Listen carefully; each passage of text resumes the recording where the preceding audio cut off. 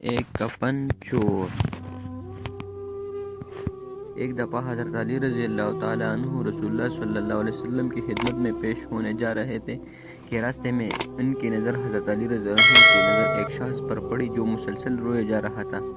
حضرت علی شیر خدا نے اس بندے سے رونے کا سبب پوچھا تو اس نے بتایا کہ میں بہت ہی بڑا گناہگار بیٹا ہوں، مجھے اللہ تعالیٰ کی عذاب سے ڈر لگتا ہے، مجھے سمجھ نہیں آ رہی کہ میں کیا کروں۔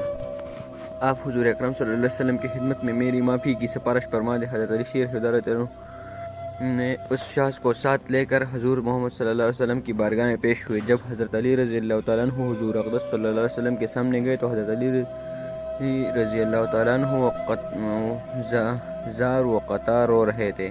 حضرت اکرم صلی اللہ علیہ وسلم نے دریافت فرمایا، اے علی آپ کیوں رو رہے ہوں؟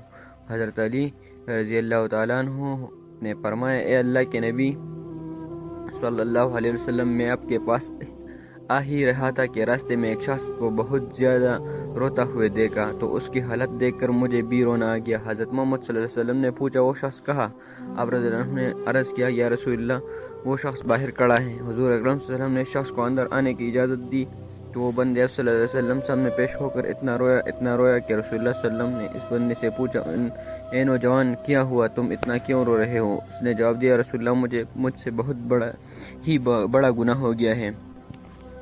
حضرت محمد صلی اللہ علیہ وسلم نے فرمایا، مجھے یہ بتاؤ کہ تیرا گناہ بڑا ہے کہ اللہ تعالیٰ کی رحمت بڑی ہے؟ اس بندے نے عرض کیا، رسول اللہ صلی اللہ علیہ وسلم میرا گناہ بڑا ہے۔ پھر آپ صلی اللہ علیہ وسلم نے فرمایا، تیرا گناہ بڑا ہے کہ خدا کی قدرت بڑی ہے؟ اس نے عرض کیا، یا رسول اللہ صلی اللہ علیہ وسلم میرا گناہ بڑا ہے۔ حضرت صلی اللہ علیہ وسلم نے فرمایا کہ تو نے شرک کا ارتکاب کیا ہے؟ بندے نے عرض کیا، یا رسول اللہ صلی اللہ علیہ وسلم میں نے شرک کا ارتکاب نہیں کیا۔ حضور اکرم صلی اللہ علیہ وسلم نے فرمایا، کیا تو نے کسی بندی کو قتل کیا ہے؟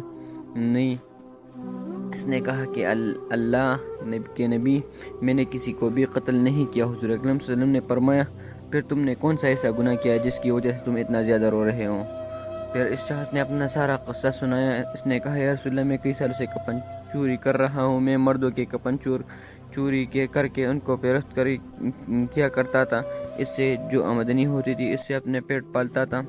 کہنے لگا کہ کچھ دن پہلے ایک لڑکی دفن کی گئی، میں نے اپنی عادت کے مطابق اس کفن اتارا اور وہاں سے جانے لگا تو مجھ پر شیطان غالب آ گیا، اس نے میری نیت بدل دی، میں نے اس لڑکی کے ساتھ زنا کیا۔ جب میں زنا کر کے اٹھنے لگا تو میں نے ایک آواز سنی کہ جیسے وہ لڑکی بول رہی ہے، اے بدبخت بندے، تو نے مجھے مردوں کے درمیان ننگا کیا، تو کل قیامت کے دن بدکار اور زانیوں میں تیرا شمار ہوگا، اللہ تجھے بھی سب کے سامنے ننگا کرے گا۔ وہ شخص کہنے لگا کہ اس کی لڑکی کی آواز مجھ پر ایسا اثر ہوا ہے کہ مجھے اب اپنے آپ پر اللہ تعالیٰ کا عذاب محسوس ہوتا ہے، میں خدا کی پکڑ میں ہوں۔ جب رسول اللہ صلی اللہ علیہ وسلم نے اس شخص کا سارا قصہ سنا تو حضور اکرم صلی اللہ علیہ وسلم نے بیان کی نم ہو گئی۔ حضور اکرم صلی اللہ علیہ وسلم نے فرمایا، واقعی بہت ہی بڑا گناہ کیا ہے۔ حضور نبی اکرم صلی اللہ علیہ وسلم کی زبان مبارک سے جب یہ الفاظ نکلے کہ یہ بہت ہی بڑا گناہ ہے تو وہ شخص روتا ہوا باہر نکل گیا۔ اس نے سوچا کہ رسول اللہ صلی اللہ علیہ وسلم اس وقت بہت ہی ناراض ہے، ایسا نہ ہوا کہ آپ صلی اللہ علیہ وسلم کی زبان مبارک سے کوئی ایسی بات نہ نکل جائے جو میری بربادی کا مزید سبب بن جائے۔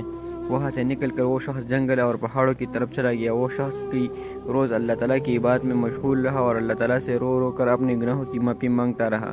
اس کو ہر وقت آواز سنائی دیتی، وہ ہر وقت اللہ تعالیٰ سے دعائیں مانگتا رہا۔ جب وہ شخص کئی روز معافی مانگتا رہا تو خدا نے اس بندے کی توبہ قبول فرمائی۔ اللہ تعالیٰ کے حکم سے حضرت جبریل علیہ السلام حضور اکرم صلی اللہ علیہ وسلم کی پاس تشریف لائے اور سلام پیش کیا۔ حضرت جبریل علیہ السلام نے فرمایا، اللہ کے رسول صلی اللہ علیہ وسلم، اللہ تعالیٰ نے فرمایا کہ مخلوق کو پیدا کرنے والا، رزق دینے والا اور اپنے مخلوق کو معاف کرنے والا بھی میں ہی ہوں۔ تو حضرت جبریل علیہ السلام نے فرمایا کہ اللہ تعالیٰ نے فرمایا کہ میں نے اس نوجوان کی توبہ قبول فرما لی ہے، میں نے اس کے سارے گناہوں کو معاف فرما دیا ہے۔